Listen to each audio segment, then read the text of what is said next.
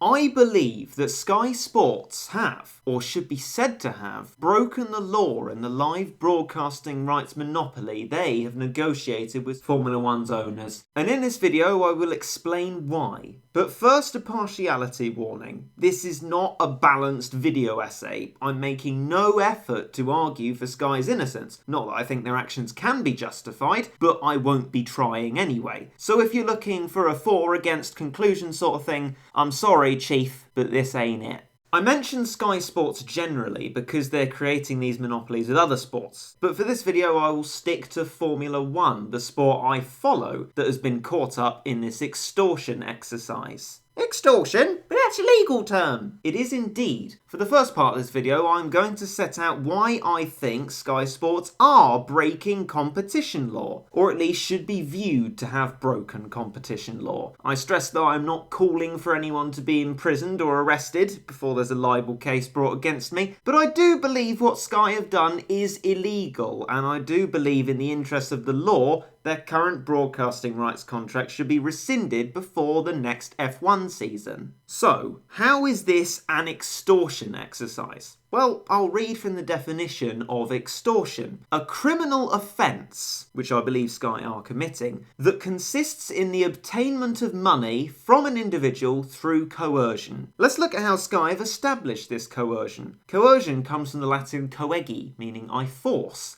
I do indeed believe Sky has forced viewers who wish to see Formula One live into paying for their service. Let's take a little look back in the past. In my earlier years, Formula One was free to view on the BBC. By the time the BBC axed F1 from its sports lineup, with Channel 4 buying the free-to-air coverage, the rights were split with Sky. But over the subsequent years, Sky struck deals with Formula One management that edged Channel 4 further and further out of live broadcasting rights, until this edging out reached its current climax this year. Sky arranged a deal to have exclusive rights to the live broadcasting of every single race of the season, only having to share this right for the British Grand Prix. That means for 20 out of 21 races this year, Sky is able to, and does, stop non-paying customers from being able to see the race when it's actually on, which would ordinarily allow these viewers to avoid any spoilers. But that's not it. Sky have demanded, as part of this contract that only allows Channel 4 to broadcast one live race,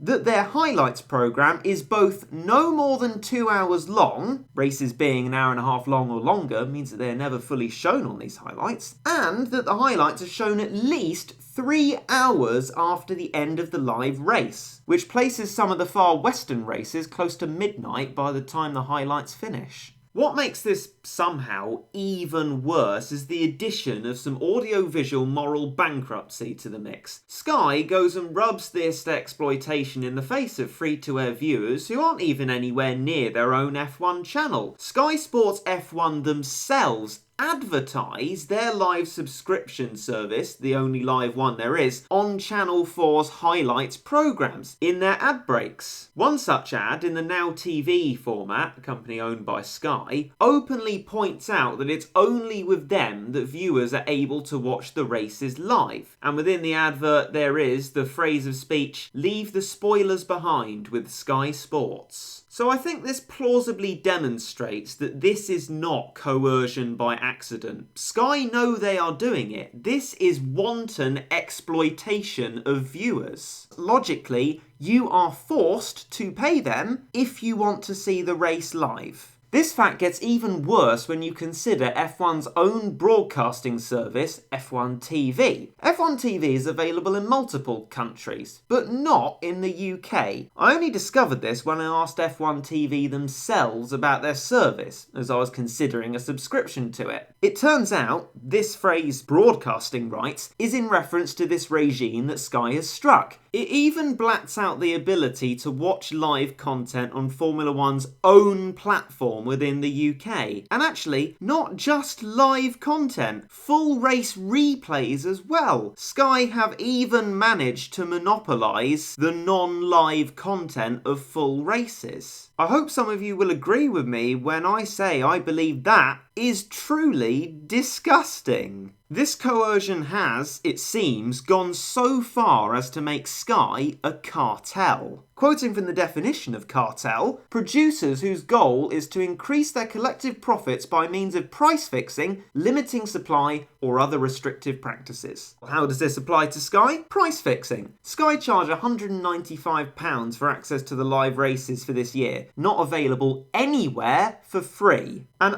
live races not available anywhere for free? That would be a case of limiting supply then. Sky's contract clearly shows itself to be illegal in my view, and Sky Sports' ability to strike exclusive live rights contracts must be stopped in the interest of lawfulness. But not everyone will agree with my view that Sky are criminals. I'm neither a lawyer nor a judge nor a jury, so I can't indict them anyway. Therefore, now, here's my argument from a decency point of view. More of an appeal to Sky to stop what they're doing instead of a prosecution notice. Our world's market economy works through the success of competition. The companies with the goods that are cheapest, highest quality and or sourced to the least damage to workers or the environment are the ones that succeed. Sky Sports have stopped competition from being viable. Their F1 contract has objectively disallowed competition from other broadcasters. No one can demonstrate a more efficient use of funds to make the programme, a better quality of punditry and commentating, or provide a free ad-funded alternative to a subscription F1 viewing service on the same level playing, because they simply are not allowed to broadcast the races at the same time, or for their entire length. For the sake of competition and development, Sky surely has to end this stranglehold on these live rights. They should let other providers compete, including the paid ones like F1 TV. Then, people will be able to choose to watch Sky on its own merit, instead of being bullied into watching them. One supporter of my non-legal, I stress to add, case is Councillor Sam Collins from Twitter. He agreed with me regarding the state of the viewing rights and expressed his wish for F1 TV to be available to UK viewers on a live basis, with paid extras to increase the quality of the output. I like that idea. Sky rescinding their current contract would allow this competition to thrive and allow consumers to make a choice regarding what live race they actually want to watch. Sky would have to give people a good reason to watch them, instead of unethically forcing people into watching them and paying for them if they want to see the races live.